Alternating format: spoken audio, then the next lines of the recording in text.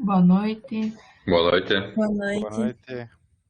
Sejam bem-vindos, então, a mais uma aula de matemática. Espero aí que vocês tenham gostado da primeira semana, né? Então, hoje a gente completa uma semana aí de aulas. Vocês devem ter conhecido todos os professores, vivenciado várias experiências, conhecido as disciplinas que vocês estão trabalhando, né? E agora, então, a gente continua estudando, então, a matemática, né? Recapitulando os probleminhas hoje de regras de três simples e porcentagem, tudo junto. A minha ideia da aula de hoje é apresentar primeiro os exemplos, né? E depois, na metade da aula em diante, né? Tirar dúvidas das questões, ou deixar aberto para vocês trabalhar nas questões da aula de hoje. E ainda no finzinho da aula falar um pouquinho sobre a plataforma lá do CAM, que eu percebi que não estamos todos ainda inscritos, né? Tem 18 alunos matriculados lá no CAM e a gente está em 33 na turma, tá? Mas daí depois a gente pode conversar sobre isso. Tudo bem? Então, a gente começa falando do conteúdo, eu vou desligar a câmera, que daí a imagem fica maior para vocês aí.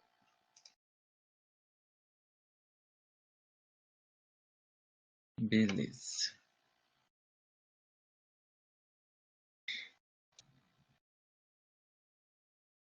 Então, esse material, pessoal, eu postei hoje à tarde lá no Siga, né? Vocês têm lá no Siga o material para estudo, né? Os slides também podem ser baixados aqui no canto pela plataforma. E a gente vai começar revisando o percentual, né? Porcentagem, né? Então, vamos começar olhando para o seguinte exemplo, ó, calcular 40% de 80, né? Então, como que eu posso calcular 40% de alguma coisa? Né? Então, usando a matemática, você pode calcular os 40% escrevendo 40 sobre 100, né? E o D, né, quando a gente quer calcular o D, ele vira esse pontinho de multiplicação, né? Então, eu tenho 40%, 40 vezes 80. Né? O que eu posso fazer agora? Você tem um zero no 40, um zero no 80, né? E dois zeros aqui embaixo. Então, você pode simplificar um zero com um zero. Vou trocar de cor. E este zero aqui com zero aqui. E sobra quem para nós? Então, sobra 4 vezes 8. Né? Então, 4 vezes 8, 32. Então, 40% de 80 é igual a 32. Letra A, alguma dúvida?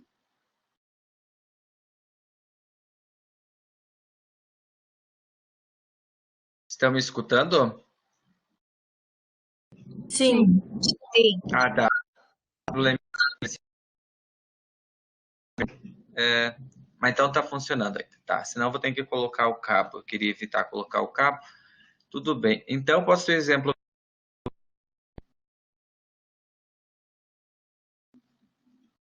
O exemplo B diz o seguinte, ó. Calcular 10% de 120. Bom, 10% de 120, né, você pode fazer direto, né? 10% dá para enxergar 10% como 12, né? Se você olhar já direto, a gente algumas noções tem rápido. Mas se quisesse montar isso, né? Então, se quisesse montar, o que é 10%? É 10 sobre 100. Esse D na matemática vira um sinal de multiplicação. Então, é 10%, né? 10 sobre 100 vezes 120. E aí você pode simplificar, né? Eu posso cortar, por exemplo, vou cortar aqui, ó, este zero com este zero, que está em cima, né? E esse outro aqui com esse aqui, né? Então sobrou só o 12, né? Então 10% de 120 é 12.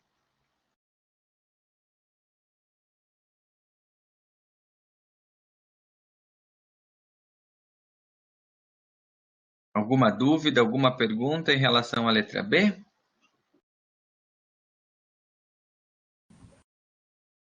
Não. Muito bem. Então vamos adiante. Vamos resolver agora um probleminha, então. 2. O volume de água num reservatório era 800 litros e aumentou 20%. Qual que é o novo volume? Então, eu tenho que descobrir primeiro quanto é 20% dos 800. Então, eu vou calcular aqui 20% de 800, ou seja, é 20 sobre 100 vezes 800. Então, como eu tenho multiplicação aqui, dá para nós cortar os zeros. Então, eu optei aqui tirar os dois zeros do 100, os dois zeros do 800. Então, sobrou 20 vezes 8, né? Primeiro, multiplicar 20 vezes 8, eu posso só copiar o zero primeiro, e só fazer 8 vezes 2, que dá 16, adiciono o zero, 160. Cuidado que o problema pedia um novo volume, né? Então, esse 160 não é o novo volume, ele é o que ele aumentou. Então, ele aumentou 160 litros, né? Para mim ter um novo volume, eu tenho que pegar o que tinha antes, que é os 800, e somar com esse aumento dos 160. Por isso, o novo volume está aqui em vermelho, 960 litros.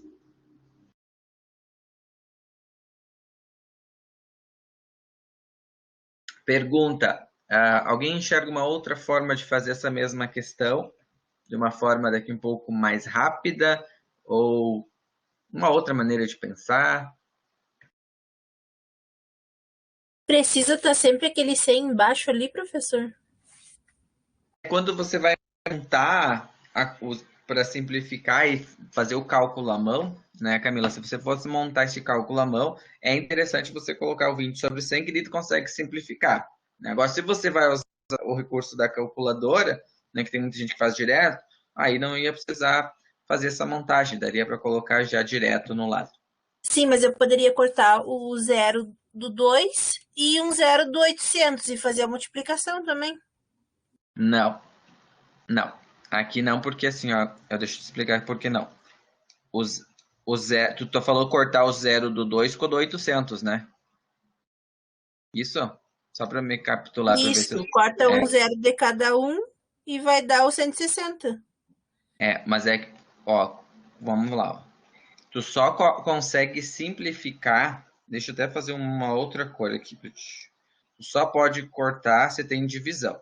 Tá? Na linha de cima, tu não simplifica entre esse. Tu sugeriu fazer isso, né? Isso. Ah, isso não pode. Tu pode, o que tu pode fazer? Tu pode cortar esse zero com esse aqui de baixo. Aí pode. Mas na linha não. Só na divisão, né? Na divisão tu simplifica. Então, um zero com um zero, né? Eu vou deixar igual aqui vermelho, ó. Esse com esse poderia.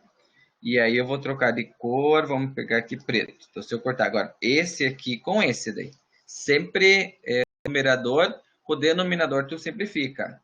Na linha não simplifica, nem que se tivesse outra conta aqui do lado, quando tu tá multiplicando, tu não pode cortar, né? Então poderia fazer só 8 vezes, 2 vezes 80, também ia dar o 160. Ok. Consegui, entendeu?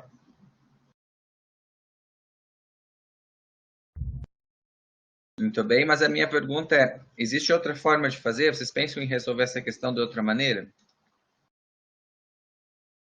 Não daria para fazer numa regra de 3, né, professor? Não. Regra de 3 direta?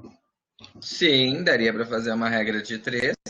Sim, perfeito. Daria sim para montar uma regrinha de 3. É um caminho. Que daí já encontra. O que tu pensou em direto, diz para mim? Quero dizer que, digamos, 800 aqui é para 100, né? E o x para 120. 120. Tá, daí daria direto. Isso, pode? Pode sim. É bem nessa análise que o Giovanni falou que eu estava pensando de explicar para vocês também que um outro caminho de fazer rápido é se eu pegar 20% sobre 100 em unitário, né? 20 dividido por 100, isso é a mesma coisa que 0,2, né? 0,2 representa então 20%. Como eu quero saber um aumento disso, né, esse aumento eu posso pensar no 100%, que é um unitário. Então, eu poderia simplesmente pegar o 800, né, e multiplicar por 1,2, né, que é os 20% mais 100, né, que também ia encontrar, daí não os 160, né, já ia encontrar os 960 direto. Então, a matemática é como eu falei na passada, né? Ela tem muitos caminhos, né, para a gente resolver, muitas formas, né? E qual que é a certa, né? Todas estão certas. É importante, acho que o que você consegue visualizar, né? E a conexão que você consegue fazer com base no que você já estudou. Né? Isso é bem importante. Ou você consegue fazer um rabisco, explicar alguma coisa assim. Então, tudo isso é muito importante, né? Para o aprendizado de vocês. Tranquilo, dá 2. Mais algum comentário? Ou poderia também dividir os 800 por 100 vezes 20, né? Direto. Também daria. Uhum.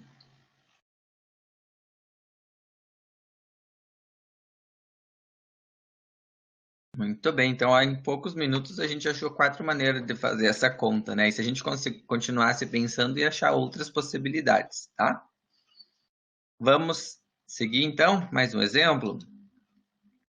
O exemplo 3, uma questão bem bacana, da UBMEP, da Olimpíada de Matemática. Ó. Os médicos recomendam para um adulto 800 miligramas de cálcio por dia.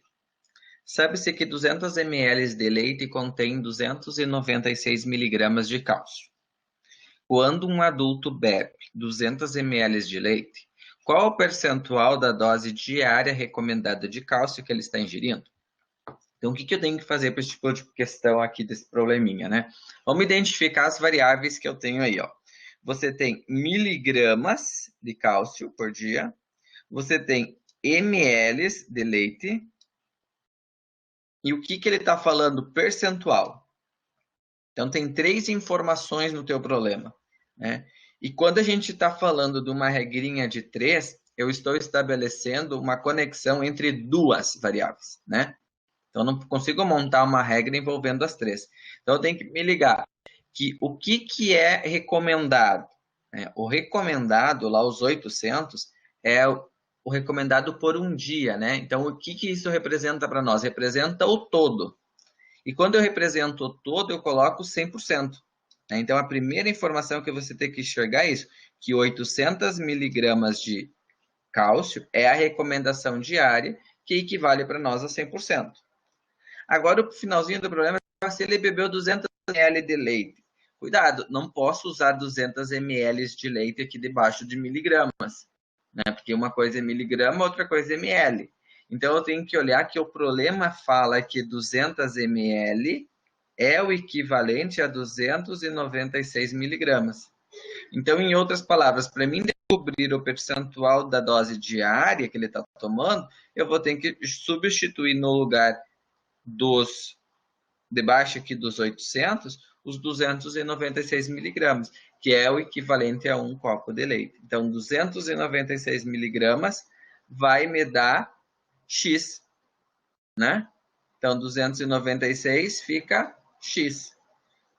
Agora, eu tenho que fazer multiplicar cruzado.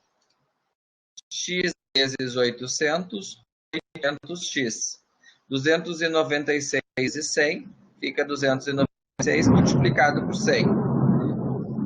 O que eu fiz agora? O 800 está multiplicando com o x, então ele vai para o outro lado dividindo.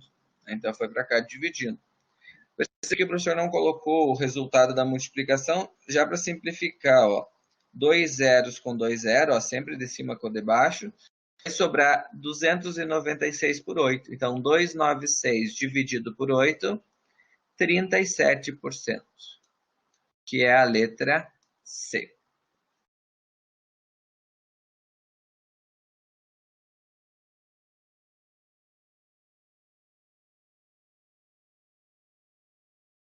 Questão 3, pessoal. Algum comentário, alguma dúvida?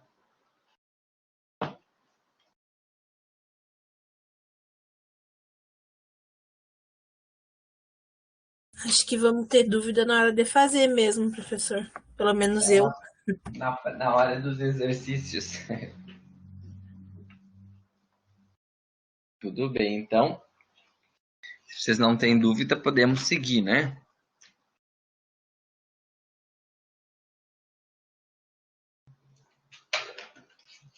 Então, nós vamos falar da questão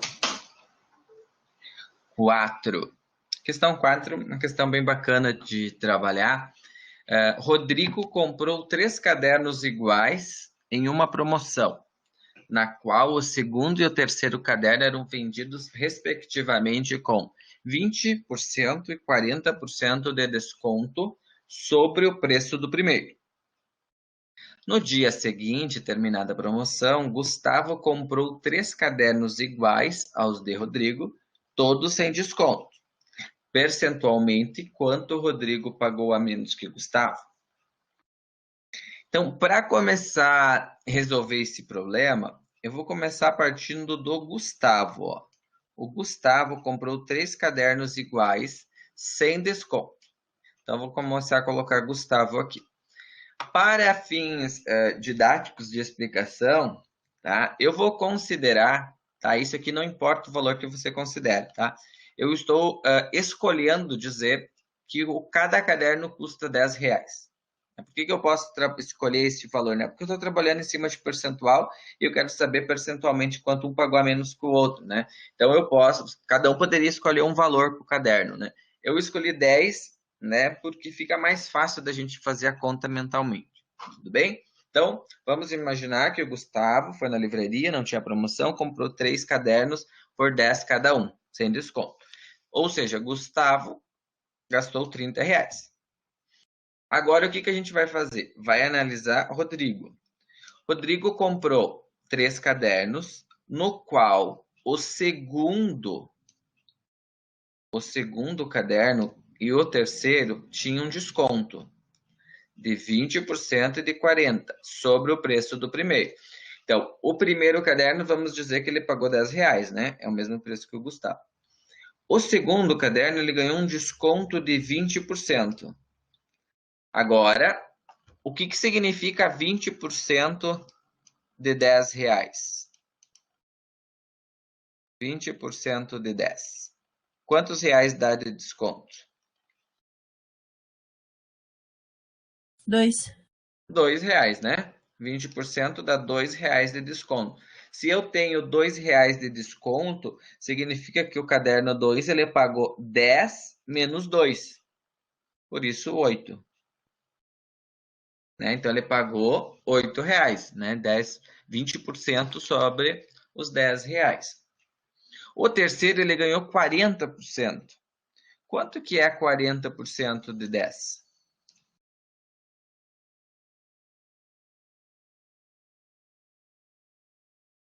R$4. R$4. Então, ele ganhou um desconto de R$4. Ou seja, o valor era 10, é sobre o primeiro, tá, gente? Ele pagou 10, tirando 4, pagou, na verdade, R$6. Então, se eu somar o quantitativo dos valores que Rodrigo gastou nos cadernos, 10 mais 8 mais 6, 24. Tudo bem até aqui? Sim. Agora, a pergunta é a seguinte: quanto que o Rodrigo pagou a menos, né? Então, para mim saber o percentual, eu posso primeiro descobrir qual é o valor em reais que ele pagou a menos, né? Então, qual é o valor em reais que ele pagou a menos? Se o outro pagou 30 e ele 24, em reais ele pagou R$6 a menos. Então, esses R$6 a menos vai me representar X% que eu quero descobrir. Mas quem que é 100% do que ele pagou?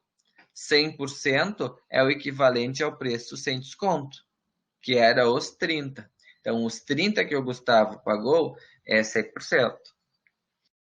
Os R$6 vai me dar o quanto que ele pagou a menos, X. Basta agora você multiplicar 30 vezes X, 30x. 6 vezes 100, 6 vezes 100. Multiplica 6 vezes 1 dá 6, 2 zeros, 600. O 30 está multiplicando, vai passar para o outro lado, dividindo. Então, quando eu faço essa divisão, eu vou simplificar um zero com o zero do 30. Então, sobra só 60 para 30. 60 dividido, por 3 dá 20. Então, percentualmente, o Rodrigo pagou 20% a menos, que seria, então, aqui de marcar a letra A.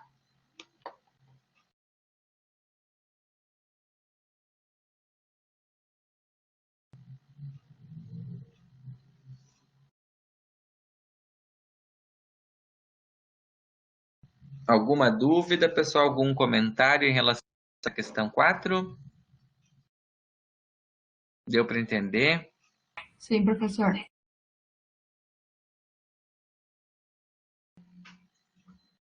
Muito bem. Então, vamos para 5, pode ser? Então, a questão 5 diz o seguinte, ó, um trem com velocidade de 60 km por hora faz um percurso entre as cidades A e B em 2 horas. Quanto tempo levará um trem para fazer este mesmo percurso se a sua velocidade passar a ser 80 km por hora?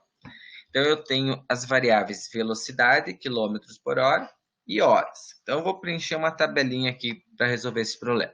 Então, 60 km por hora, ele fez esse percurso em 2 horas.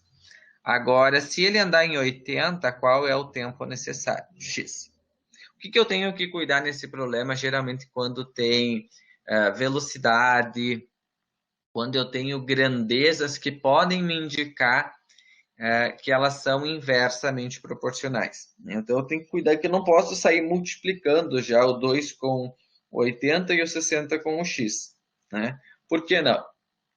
Porque se a gente fosse fazer essa conta direta, eu ia ver que eu ia encontrar um resultado aqui embaixo que não teria sentido para esse problema.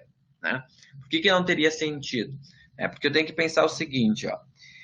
Se eu aumento a minha velocidade, né? Isso aqui é uma explicação para mim entender a grandeza, tá? Então, eu quero que vocês olhem só para a grandeza, velocidade e horas. Pode esquecer os números aqui de baixo, tá? Então, velocidade, está falando de um trem, serve como se fosse um carro. Quanto mais rápido eu ando, eu preciso de mais ou menos tempo para chegar no meu destino. Maior a minha velocidade, o que acontece com o tempo? Aumenta ou diminui? Diminui? Diminui, né? Ó, eu aumentei a velocidade, então eu estou indicando aqui uma flecha para cima. Essa flecha, pessoal, é só uma simbologia para entender a grandeza. Então, aumentei a velocidade, diminui o tempo. Se eu perguntar ao contrário, fecha também, diminuir a minha velocidade. Tá? Estou diminuindo a velocidade. O que acontece com o tempo? Aumenta. Aumenta. Né? Então, quando uma flecha está para cima e outra flecha está para baixo, ou seja, as setas estão ao contrário, isso é uma representação de dizer que as grandezas são inversas. Então, ela é inversamente proporcional. Então, quando as grandezas são inversamente proporcionais, eu vou copiar o 2 e o x. Ó, 2 e o x eu vou copiar aqui do lado. Tá? E o 60 e 80 eu vou ter que inverter. O 60 vai... Deixa eu voltar aqui para explicar melhor. Aqui. O 60 vai descer para baixo e o 80 vai subir para cima. Como fosse para mim alinhar setas. Então, 80 em cima, 60 embaixo. 80 sobre 60.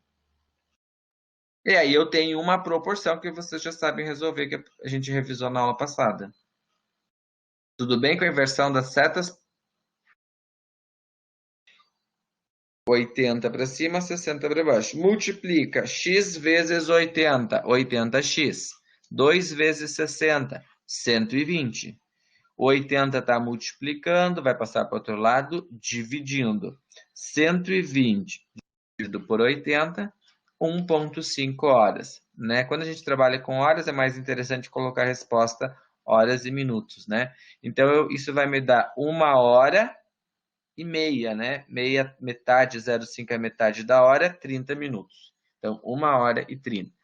O que é importante eu fazer depois que eu termino uma questão que envolve principalmente tempo, velocidade, é analisar se tem sentido a resposta. Então, eu analiso a seguinte questão. Se eu for a 60 por hora, eu demoro 2 horas para fazer um percurso.